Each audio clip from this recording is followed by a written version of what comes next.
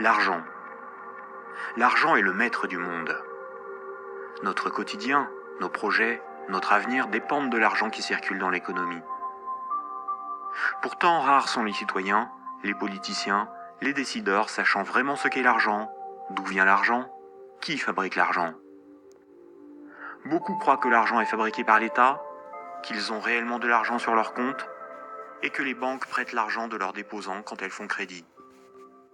Ces trois croyances sont fausses.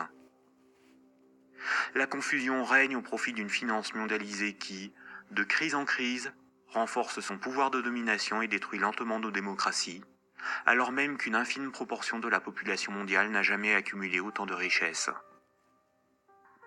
En partant de ce que tout le monde connaît, pas à pas, en employant les termes techniques, en illustrant chaque principe par des exemples simples, ce document vous donne les bases indispensables à la compréhension du système bancaire et monétaire, et met en perspective les crises financières et économiques qui ne cessent de s'aggraver depuis 2008. La monnaie est au cœur de nos économies. Elle en est le fluide qui permet les échanges des biens et des services. Les biens, ce sont les objets physiques qui ont un prix, comme de la nourriture, des outils, de l'immobilier, des objets de la vie courante, des véhicules, de l'électronique. Un service, c'est du temps que l'on consacre à réaliser quelque chose contre une rémunération. Les architectes, les médecins, les garagistes, les peintres, les avocats, les comptables vendent de leur temps, sous la forme de services. Les biens et les services sont achetés avec de la monnaie. Savoir qui crée la monnaie est donc indispensable pour comprendre comment le monde fonctionne. La monnaie prend plusieurs formes, qu'il faut bien distinguer. Sans la connaissance des diverses formes de monnaie et les mécanismes qu'elles impliquent, il est impossible de comprendre le système monétaire et bancaire, et plus globalement l'économie. Il y a la monnaie sous la forme de billets et de pièces de monnaie. On l'appelle la monnaie centrale corporelle. C'est celle que vous pouvez retirer au guichet ou au distributeur automatique de billets de votre banque.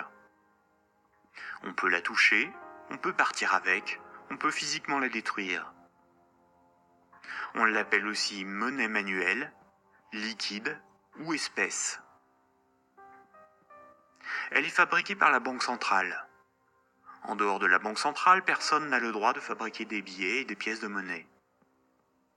La Banque centrale est une institution missionnée par l'État ou les États d'une zone monétaire pour fabriquer les billets et les pièces de monnaie.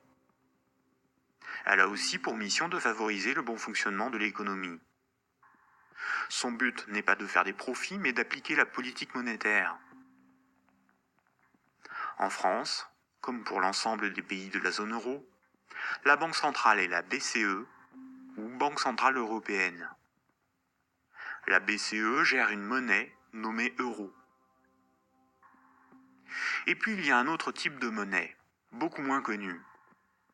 C'est la monnaie qui est sur votre compte en banque, appelée monnaie scripturale.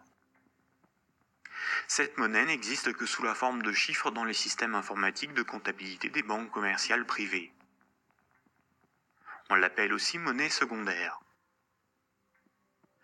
Les banques commerciales privées, appelées aussi banques de second rang ou banques secondaires, sont les banques des particuliers et des entreprises, comme la BNP, le Crédit Agricole ou la Société Générale.